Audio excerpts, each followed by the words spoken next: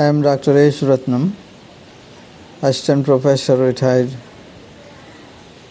These days I have been teaching English grammar and English literature as well. English grammar for those who want to go for competitive examinations, and for those who want to learn English sitting at home.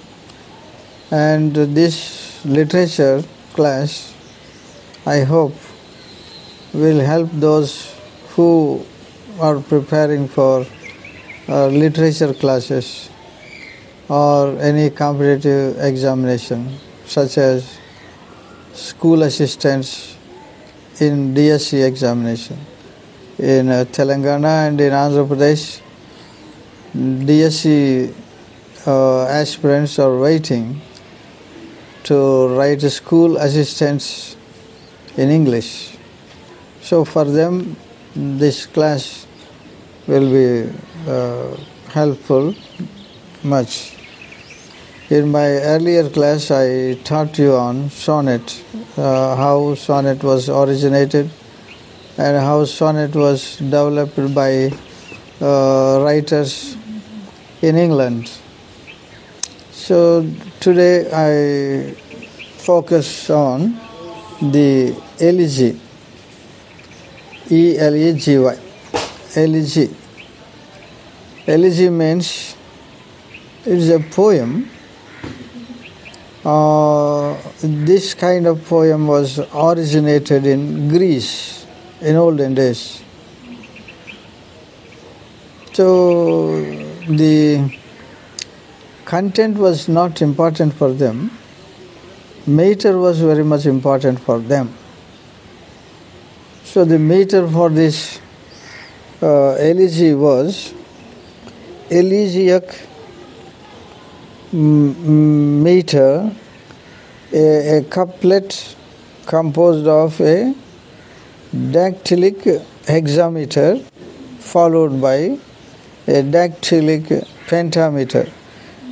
Dactylic hexameter and dactylic pentameter. That means one long syllable and two short syllables, 6 times in the first line. One long syllable and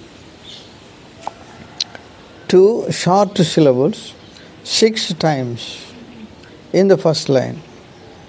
One long syllable and 2 short syllables 5 times in the second line.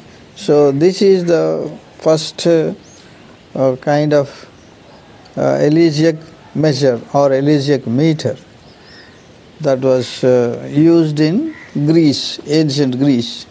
They followed only this meter, not the content.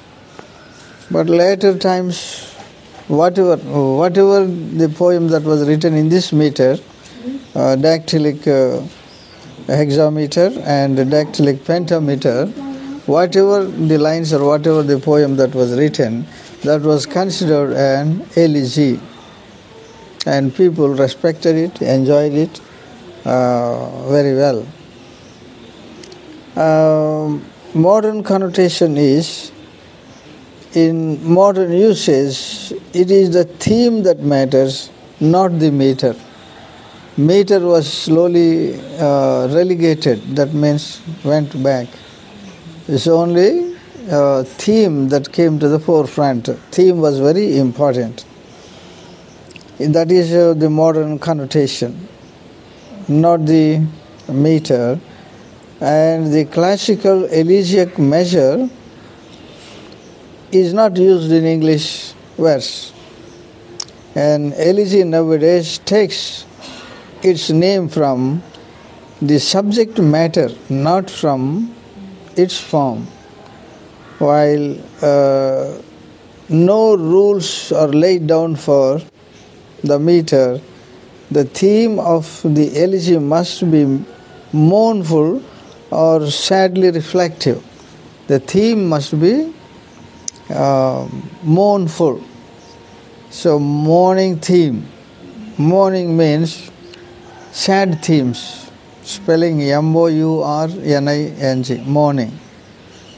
So mournful themes must be written in these elegies, or sad tones. So that was a very interesting note in writing these elegies. It is usually a lamentation for the dead, though it may be inspired by other somber themes such as unrequited love, the fall of a famous city, and the like. However, unrequited love or the fall of a famous city, but the content, the theme is mournful and on the loss of anything, loss of love, loss of friend, or the fall of a great city. These are all the themes for elegies. It is written as a tribute to something loved and lost. As a rule, it is less spontaneous than the lyric, except when it takes a purely lyric form. In Tennyson's Break, Break, Break, and in other elaborate themes in style like the Ode. So Tennyson also used elegies for sorrowful themes, lamentations, and other such things. Thus, in writing an elegy, an English poet is not limited to any one form, but may choose whatever seems to him most fitting. Though some of the most touching poems of personal loss have been written in very simple language, the formal elegy usually aims at an effect of dignity and solemnity without a sense of strain or artificiality. This was magnificently achieved by Thomas Gray in his Elegy Written in a Country Churchyard. Thomas Gray, when we talk of elegy, we usually remember Thomas Gray because he was very successful in writing elegies. And of the elegies, one elegy, Elegy Written in a Country Churchyard, is a wonderful poem that ran throughout the world for its simplicity and beauty and lamentation over the past. One impresses much on the theme of this Thomas Gray's Elegy Written in a Country Churchyard. He laments over the people, dead people. In a country churchyard, they were sleeping. They became immobile. They were not in daily life. They are just simply sleeping in the graves. But when they were living on the earth, they became famous men, great men. But the death brought them to silence. So that is the theme represented by Thomas Gray's Elegy Written in a Country Churchyard.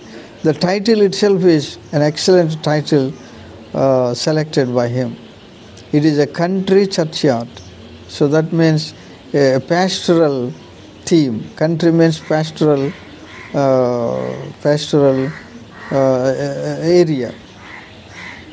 So that theme reflects over the dead people who were silent for a long time. And other writers also used this form of elegy. We read it.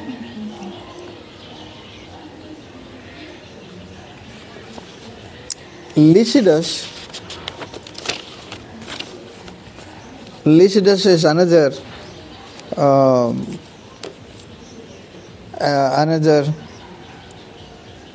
elegy written by John Milton. So John Milton lamented over the degradation of religion and the death of his friend. Lycidas is a wonderful poem, an elegy on the death of a learned friend, that is Edward King. Edward King was his very close associate and close friend. On his death, he wrote one elegy. It's a really heart-touching elegy, this is. How heart-touching is some of the lines I read here for. Weep no more, woeful shepherds, weep no more. For Lycidas, your sorrow is not dead. Sunk though he be beneath the watery floor. So he says finally, weep no more, no more, because there is a hope that at the end of this world, or during the period of soteriology means at the end of the world, when judgment comes through Christ. It is based on Christian faith. And so in soteriological times, Lycidas may once again rise up from his tomb. And so there is a hope. Let us not worry about him, that is Edward the King. So that was the hope expressed by, though it was a lamentation, finally it was a hope expressed by John Milton. And another, Tennyson also wrote elegy, In Memoriam, that is called, the name of the poem is In Memoriam. It is an elegy on the death of his friend, Arthur Hallam. Arthur Hallam was the friend of Tennyson, and on his death he also wrote an elegy, and this elegy also touches much about their comradeship, their association, and their how they lived here. And another elegy written by Matthew Arnold. Matthew Arnold pauses to reflect on the course of the life of a mournful man on the earth in Rugby Chapel. The name of this elegy is Rugby Chapel. So Matthew Arnold wrote a wonderful elegy on this elegy. Elegiac poem on the visit to his father's grave 15 years after his death.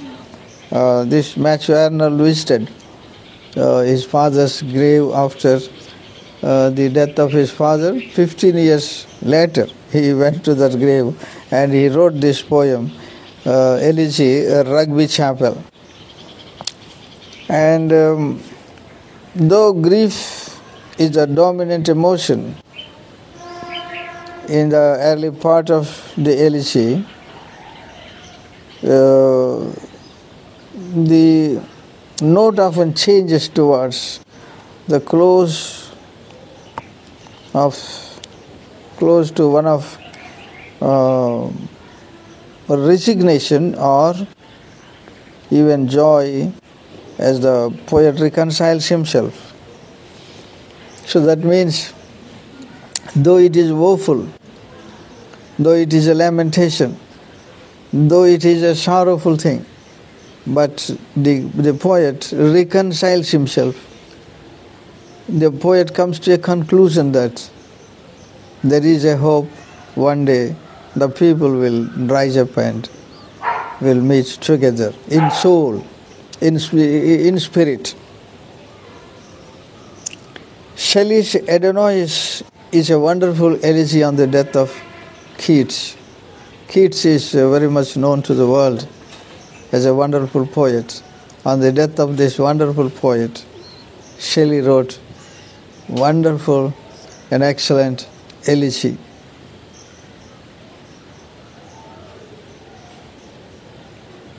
No, let us weep that our delight is fled far from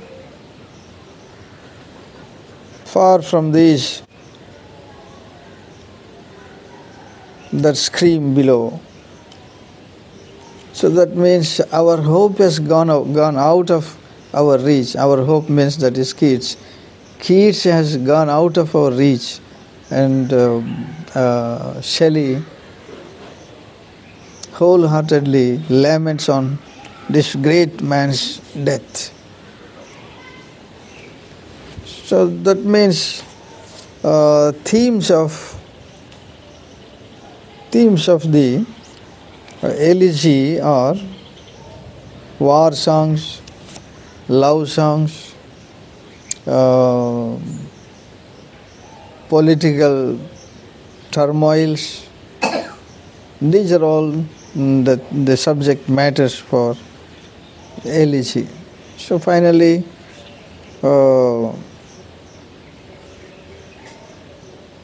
Lycidas, Milton's elegy, how he concludes is, for we were nursed upon the same hill, fed the same flock by mountain, shade and rill. So that was his association. He recalls his association with Edward King. Milton recalls his association with Edward the King, and how both of them were studied in the same college, same hill, how they fed some sheep on the slope of the hill, and all these things were given. A wonderful account in this poem Lycidas. So that means